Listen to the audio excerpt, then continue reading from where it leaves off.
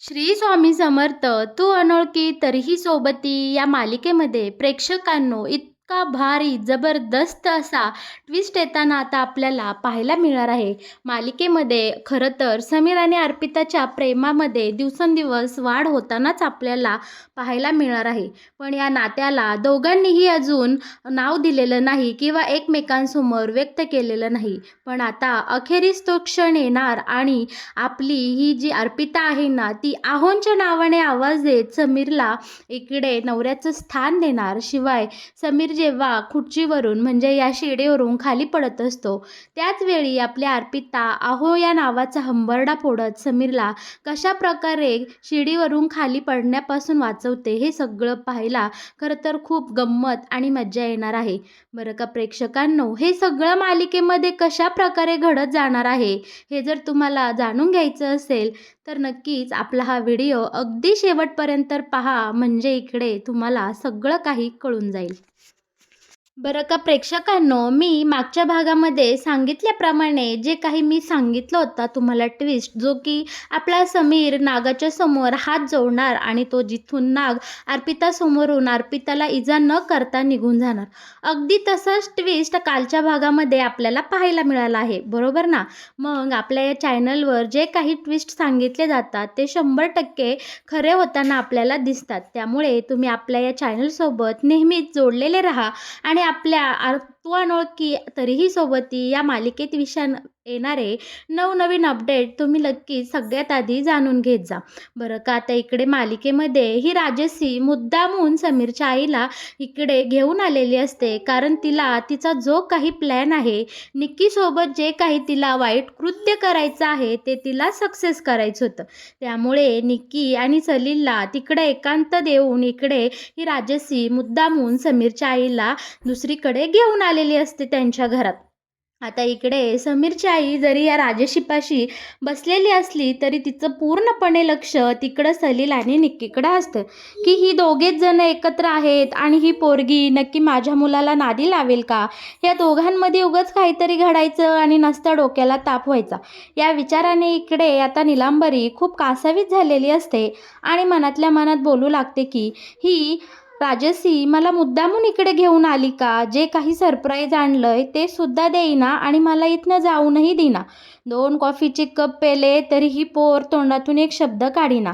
तिकडे त्या सलील आणि निक्कीचं नक्की काय चाललंय कोणास ठाऊक, मला ना असं अडकल्यागत झाले, ना इकडचं ना तिकडचं, काय करावं बरं? तेव्हा आता इकडे समीरची आई हिम्मत करून आता इकडे राजश्रीला बोलते, अगं राजश्री, 2 कप कॉफीचे पिऊन झाले तरीसुद्धा तू माझ्यासाठी जे काही सरप्राईज आणलंय ते काय मला सांगे ना.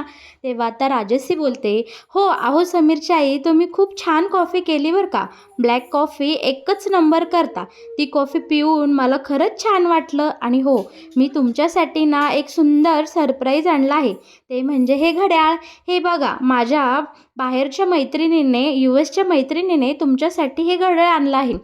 खरं तर समीरचं आणि माझं जेव्हा लग्न ठरलं होतं ना, तेव्हा मी सांगितलं होतं माझ्या होणाऱ्या सासूबाईंसाठी छानसं एक घड्याळ घेऊन ये, गोड असं. आता तेच घड्याळ आहे, ते मी तुम्हाला द्यायला आले आहे. म्हटलं ठीक आहे, आमचं लग्न तर नाही झालं, पण ज्या व्यक्तीसाठी हे गिफ्ट मागवलं होतं त्या व्यक्तीपर्यंत तर पोचूया खरं, म्हणून मी हे गिफ्ट द्यायला इकडे आले आहे. आता हे घड्याळ पाहून मात्र समीरची आई इतकी वेड्यागत करू लागलेली असते, तिला एवढा आनंद झालेला असतो, कारण एवढी महागडी वस्तू तिने आयुष्यात कधीही पाहिलेली नसती. ते घड्याळ पाहून समीरच्या आईची अगदी बोबडी वळते. ती बोलते, एवढं छान घड्याळ आणि हे खूप महाग असेल ना? तर मग काय आता प्रेक्षकांनो, इकडे भरीसभर म्हणून लगेच ही राजश्री बोलते, हो मग खूप महाग आहे, एकदम एक्सपेन्सिव्ह आहे. आणि आता लगेच समीरची आई बोलते, काय गं, याच्यावरचे हे जे खडे मोती आहेत ते खरे आहे का, डायमंड वगैरे? तेव्हा लगेच राजश्री बोलते, अगदी खरे आहे. आणि मनातल्या मनात बोलते, अगं बिंडोकबाई, ते अगदी नकली आहे, पण तुला काय कळणार, असो माझा मोठेपणा. आता इकडे राजश्री आता समीरच्या आईला अजूनच झाडावर चढून देते. समीरची आई, अहो मी जर तुमच्या या घरामध्ये सून बनून आले असते ना, असेच महागडे रोज एक नवीन गिफ्ट तुम्हाला दिलं असतं. या तुमच्या चाळीचं अगदी मी रूपडंच बदलून टाकलं असतं. मुळात तुम्हाला या चाळीमध्ये असं विखरड्यासारखं राहायलाच लागलं नसतं. तुम्ही या चाळीच्या मालकीण झाल्या असतात. माझ्यासारखी श्रीमंत मुलगी सोडून तुम्ही त्या भिकारड्या अर्पिताला तुमच्या घरची सून करून घेतलं. काय मिळालं हो तुम्हाला त्या अर्पिताकडनं? बरं का आता इकडे हे शब्द ऐकताच लगेच समीरच्या बाबांना खूप राग येतो आणि तो त्याच्या जवळचं जी काही वस्तू आहे ती खाली फेकून देतो. बरं का आता इकडे लगेच राजेशी बोलते, उफ कोणाला तरी राग आला वाटतं लाडक्या सुनेला नावं ठेवली म्हणून. लगेच आता इकडे या निलांबरीचं डोकंच फिरलेलं असतं. या राजसीच्या खोट्या श्रीमंतीला ती इतकी भारावून गेलेली असते, लगेच अर्पिताला नावं ठेवायला निंदायला सुरुवात करते आणि ते घड्याळ जसं काही तिला काहीतरी सोनं मिळालं अशा प्रकारे वागत असते. अगदी ते घड्याळ हातामध्ये घालून त्याला जपून इकडे ती खूपच कधी न मिळण्यासारखं करत असते. इकडे रेणुका येते ते घड्याळ घ्यायला, पण ती रेणुकाच्या सुद्धा हातामध्ये देत नाही. आणि आता समीरची आई बाबांजवळ जाते आणि बोलते की हे बघा, माझ्या राजसीने इतकं सुंदर घड्याळ मला दिलं आहे. तुमच्या भिकारड्या अर्पिताने आजवर साधी एक साडी तरी घेतली का मला? आणि लागले लगेच तुम्हाला त्या अर्पिताचा कळवळा यायला. बसल्या जागी फुकटचं गिळाय मिळतं ना, मग अजिबात त्या अर्पिताची बाजू घ्यायची नाही. आणि हो, माझ्या राजसीसारखे चांगले गुण आहेत का त्या अर्पितामध्ये? बरं का आता प्रेक्षकांनो, इकडे ही समीरची आई एवढी मूर्खपणा करू लागलेली असते. या राजसीच्या खोट्या श्रीमंतीला, या सगळ्या दिखाव्याला ती एवढी भारावून गेलेली असते की अगदी राजसीला ती देवच मानायला लागली असते. बरं का आता इकडे राजसी बोलते, चला येते मी आता, भेटू पुन्हा कधीतरी. आणि हो, नशीब पलटतं बरं का समीरची आई. तुम्हाला जर असेच नवनवीन गिफ्ट्स हवे असतील तर विचार करा. मला तुमच्या घराची सून करून घ्या. तुम्हाला असले गिफ्ट्स वरच्यावर मिळत जातील. ह्यावर लगेच निलांबरी बोलते, माझ्या मुलाला कुठून दुर्बुद्धी सुचली आणि त्या औदसेला घरी घेऊन आला. काय काय ह्यानी नशीब काढलं काय माहिती.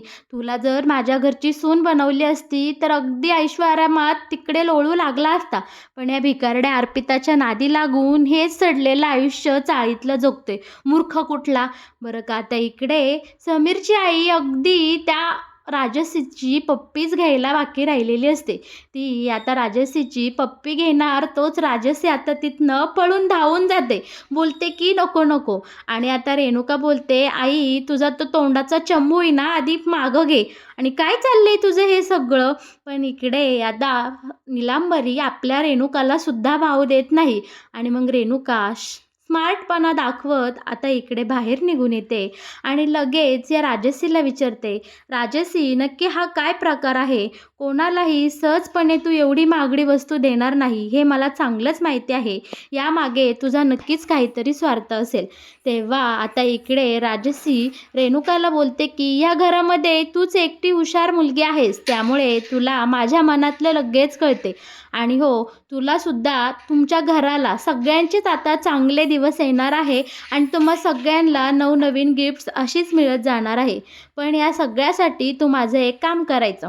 तेव्हा आता इकडं रेणुका बोलते, म्हणजे नक्की काय बोलायचं आहे तुला? तेव्हा आता इकडे राजसी बोलते की रेणुका, तुझ्या आईच्या मनामध्ये त्या अर्पिताविषयी कणभरही मया आणि दया राहिली नाही पाहिजे. तिची जागा पूर्णपणे तू पुसून टाकायची आणि तुझ्या आईच्या डोक्यात एकच गोष्ट बिंबवायची, ती म्हणजे की मी तुमच्या घरासाठी किती योग्य सून आहे आणि ती अर्पिता किती नालायक आहे. सारखं तुझ्या आईच्या डोक्यामध्ये आमच्या दोघींमधला फरक तू रोज दाखवून द्यायचा. तुझ्या आईला असं तू पटवायचं की श्रीमंत घरची मुलगी केली असती तर आपल्या घरामध्ये किती सोन्याचे दिवस आले असते आणि या अर्पितामुळे आपल्या घरात किती दळभद्री दिवस चालू आहेत. हे सगळं तू तुझ्या आईला अगदी अलगद पटवून द्यायचं.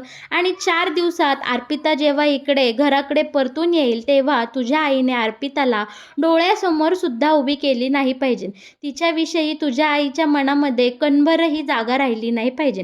कळलं मी काय म्हणते? आलं लक्षात? आता इकडे रेणुका लगेच या राजसीला भाळलेली असते, भुललेली असते आणि राजसीच्या होमध्ये होप मिळवत बरं का आता इकडे रेणुका राजसीच्या या प्लॅनमध्ये सामील झालेली असते आणि लगोलग ती आता घरी जाऊन या कामाला लागलेली सुद्धा असते. दुसरीकडे गावाकडे मात्र आपले समीर अर्पिताचे छानपैकी इकडे सुखाचे क्षण चालू असतात. आपल्या अर्पिताने गरम गरम चुलीवर छानपैकी पिठलं बनवलेलं असतं. धो धो वाहणारा पाऊस, थंडगार हवा आणि गरम गरम चुलीवरचं पिठलं आणि भाकर. इतका सुंदर मेनू तयार झालेला असतो आणि नेमकी लाईट जाते. लाईट गेल्यानंतर मात्र समीर छानपैकी इकडे दिवा लावतो आणि दोघेही कॅन्डल लाईट डिनर म्हणून हा जो क्षण आहे तो इतका मनापासून प्रेमाने एन्जॉय करत असतात. अर्पिता समीरकडे पाहत छानपैकी सुखाचा घास खात असते, तर आपला समीरही अर्पिताच्या चेहऱ्यावरचं सुंदर समाधान पाहून आनंदाने जेवत असतो. दोघेही एकमेकांसोबत किती छान गप्पा मारत असतात. अगदी सुखाचा सोन्याचा संसार या दोघांचा जसा की चालू आहे. गरिबीतही कष्टाचे दिवस काढून दोघेही आनंदात आहे हे पाहून खरंच आपल्या मनाला खूप छान वाटतं. बरं का, आता इकडे आपला समीर अर्पिताला बोलतो की वा अर्पिता मॅडम, काय पिठलं बनवलंय, एकच नंबर. अर्पिता बोलते, आवडलं ना तुम्हाला? खूप दिवसानंतर केलं आहे. खरंच गावाकडे जगायला काही वेगळीच मज्जा असते, पण आजी म्हणल्याप्रमाणे इकडे पावला पावलावर संकट नक्कीच उभे आहे. असं बोलत नाही तोच तिथनं आता मोठा असा नाग सळसळताना घरामध्ये जाऊन एंट्री करतो. बरं का, आता इकडे ही दोघेही जण प्रेमाने जेवण करतात, सगळं आवरतात आणि आपला समीर आता अर्पिताला चक्क उचलून घेत तिकडे बेडवर नेऊन झोपवतो आणि बोलतो की अर्पिता मॅडम, आता तुम्ही छानपैकी आराम करून घ्या. छानपैकी अर्पिताला वेळच्या वेळी गोळ्या औषधं देऊन आता समीर अर्पिताला झोपवतो. तोही झोपी जातो, पण तितक्यात तो मगाशी घरामध्ये घुसलेला नाग विळखा घालून वरती छताला बसलेला असतो आणि तो आता डायरेक्ट अर्पिताच्या पोटावर येऊन पडतो. हे पाहून अर्पिता एवढी घाबरते की तिच्या तोंडून शब्दही फुटत नाही. कशीबशी समीरला उठवते. तो साप पाहून, तो नाग पाहून इकडे समीरही घाबरून गेलेला असतो. आता समीर इकडे बोलतो की अरे अरे नागदेवता, प्लीज माझ्या अर्पिताला काही करू नकोस. आम्ही देवी आईच्या दर्शनासाठी एवढ्या लांबून इकडे गावाका आलो आहे. देवी आईचं सत्व खूप मोठं आहे. उद्या लोक काय म्हणतील की देवी आईच्या दारात एका भक्ताचा जीव गेला, आणि जर इथं असं काही अघटित घडलं तर खरंच देवी आईच्या नावाला डाग लागेल, लांछन लागेल. त्यामुळे तू असं काही वागू नकोस प्लीज. आता इकडे समीर त्या नागदेवतेला हात जोडून विनंती करत असतो आणि देवी चमत्कार असा घडतो की अगदी या समीरचं सगळं बोलणं त्या नागाच्या कानावर पडतं आणि तो नाग आपल्या अर्पिताला कसलीही इजा न करता तिथून निघून जातो. आता नाग निघून गेल्यानंतर अर्पिता घाबरून उठलेली असते. समीरला घट्ट मिठी मारते आणि बोलते की समीर, अहो तुम्हाला वेड लागलं होतं का? तुम्ही का त्या नागासोबत छेडछाडी करत होतात? जर तुम्हाला काही झालं असतं तर मी काय केलं असतं? आता इकडे समीर बोलतो, अहो अर्पिता मॅडम, जर तुम्हाला त्याने काही इजा केली असती तर मी काय केलं असतं? रोज थोडं थोडं मला मरावं लागलं असतं. त्यापेक्षा काहीतरी प्रयत्न करून तुमच्यासाठी एकदाच मरण आलेलं मला कधीही आवडेल. हे शब्द ऐकताच मात्र अर्पिताच्या काळजाचं पाणी होतं आणि अर्पिता समीरला एकदा पुन्हा घट्ट मिठी मारून बिघडलेली असते, लगडते आणि बोलते की समीर, तुम्ही माझा जीव आहात. तुमच्याशिवाय मी आयुष्य इमॅजिनच करू शकत नाही. त्यामुळे प्लीज असं काही बोलू नका. बरं का, आता प्रेक्षकांनो, इकडे घाबरलेली समीर अर्पिता एकमेकांच्या डोळ्यात एकमेकांचा आधार करत आता झोपी जातात. छानपैकी सकाळच्या बारी नवसाजीने या दोघांनाही आवरून सावरून मंदिराकडे बोलवलेलं असतं. बरं का, आता दोघेही छानपैकी उरकतात आणि मंदिराकडे निघालेले असतात. मंदिरात पोचतात. तिथे अर्पिता नवसाजी सांगन त्या प्रकारे सगळं काही इकडे देवीच्या पूजेसाठी मदत करू लागलेली असते.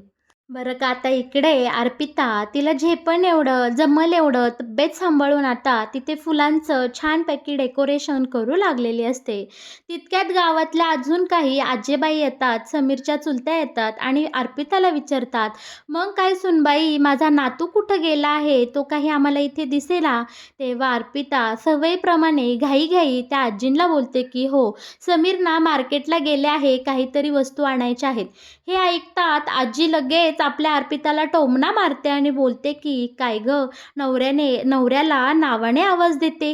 नवऱ्याला असं नावाने आवाज नसतं द्यायचं. त्याला आहो बोलायचं असतं. जेव्हा समीर वरून तू आहो बोलशील, तेव्हाच तुमच्या संसाराची गाडी रुळावर येईल असं वाटतंय बहुतेक." हे शब्द ऐकताच इकडे अर्पिता थोडी मनातल्या मनात लाजते आणि खरं तर अर्पितालाही समीरला मनापासून आहो बोलायचं असतं, पण तिची हिंमतच होत नसते. बरं का, आता इकडे नवसा आजी अर्पिताची बाजू घेत बोलते, "अगं हो, होईल. सगळ्या गोष्टींना थोडा वेळ जाऊन द्यायला लागतो. माझी लाडकी अर्पिता समीरला अहो नक्कीच म्हणेल आणि हो, हा सगळा सोहळा पाहायला आपण नक्की असू तिथे." आता हे ऐकताच अर्पिताने मनाशी पक्क केलेलं असतं की आज काहीही करायचं आणि समीरला आहो बोलायचं. या बायका जे काही सगळं अर्पिताला मस्करीत बोलून गेलेल्या असतात, पण त्यांच्या एका शब्दामुळे आपल्या समीर अर्पिताच्या नात्याला एक नवी ओळख मिळणार आहे बरं का. आता इकडे अर्पिता छानपैकी फुलांनी ताटावर आहो लिहिते आणि समीर आल्यानंतर समीरला ते दाखवण्याचा प्रयत्न करत असते. पण समीरचं काही त्या ताटाकडे अजिबात लक्ष नसतं. समीर त्याच्याच नादात असतो. मंदिर सजवण्यात, आजी सांगन ते काम करण्यात समीर अगदी गुंतून गेलेला असतो. खूप वर्षांपासून त्याचं हे इकडे मंदिराकडे जत्रेसाठी येणं राहिलेलं असतं आणि तो क्षण आता समीर एकदम आनंदाने इकडे एन्जॉय करत असतो. पडन ती कामे, सांगल ती कामं सगळं समीर इकडं करू लागलेला असतो. आता आपल्या अर्पिताने इतकं सुंदर ताटावर आहो लिहिलेलं असतं आणि ज्यावेळी समीर त्या ताटाकडे पाहायला जाईल त्याच वेळी नेमकी तिथे एक चिमुरडी येते आणि ते आहो लिहिलेली सगळी फुलं गोळा करते आणि आता बोलते की "ही फुलं मला पाहिजे." आता समीरचं लक्ष ताटाकडं जातं बरं का, पण त्याच्यावरचं आहो नाव पुसलं गेलेलं असतं आणि मग इकडे पुन्हा एकदा आपल्या अर्पिता एकदम कोमजून जाते, कारण तिला आहो बोलायचं असतं आणि त्या अगदी लहान गोड मुलीने अर्पिताचं आहो पुसलेलं असतं. बरं का, आता इकडे उंचावर एक देवी आईसाठी छान फुलांची माळ लावायची असते आणि ते कामसुद्धा आता इकडे समीरला सांगितलं गेलेलं असतं. समीर घाईघाईने शेडी आणतो आणि ती माळ लावण्यासाठी इकडे शेडीवर चढतो आणि जेव्हा समीर वरती चढायला जातो, अचानक समीरचा तोल जाईन का काय असं होतं आणि इकडे घाबरलेली आपल्या अर्पिता अचानक मोठ्याने समीरच्या नावाने हंबरडा फोडते, "आहो, आहो." पडसान हे ऐकताच इकडे आता समीर भारावून गेलेला असतो, कारण पहिल्यांदा अर्पिताने समीरला समीर या नावाने आवाज न देता बायकोचा हक्क दाखवत आहो बोललेली असते आणि हे पाहताच समीर बघतच राहतो आणि आता खरं तर पाय घसरून नाही तर अर्पिताच्या आहो या शब्दाने समीर आता खाली पडायला जातो, पण आपल्या अर्पिता धावत पळत जाते आणि समीरला आधार देते. चक्क समीरला ती तिच्या हातामध्ये झेलते. बरं का, हे सगळं पाहायला आपल्याला खूप गंमत येणार आहे. याने आपल्याला खूप आनंद होणार आहे. हे सगळं मालिकेत खूप सुंदर पद्धतीने आपल्याला दाखवलं जाणार आहे. तर मग प्रेक्षकांनो, इकडे समीर अर्पिताच्या नात्याला एक नवीन ओळख मिळालेली आपल्याला पाहायला मिळणार आहे. या दोघांची संसाराची गाडी मात्र आता छानपैकी रुळावर आलेली आहे आणि इकडे गावाला जाताच आपल्या नवसाजीचा प्लॅन सक्सेसफुल होऊन समीर अर्पितामध्ये एक नवं प्रेमाचं नातं इकडे निर्माण झालेलं आपण पाहणारच आहोत. तर मग प्रेक्षकांनो, कसा वाटला तुम्हाला या अनोळखी या मालिकेत येणारा हा नवीन ट्विस्ट? या मालिकेविषयीचे असेच नवनवीन अपडेट जर तुम्हाला जाणून घ्यायचे असतील तर तुम्ही आपल्या या चॅनलसोबत नेहमीच जोडलेले राहा. त्यासाठी तुम्ही आपल्या चॅनलला सबस्क्राईब करा आणि हो, आपल्या व्हिडिओला लाईक केल्याशिवाय अजिबात कुठे जाऊ नका. धन्यवाद.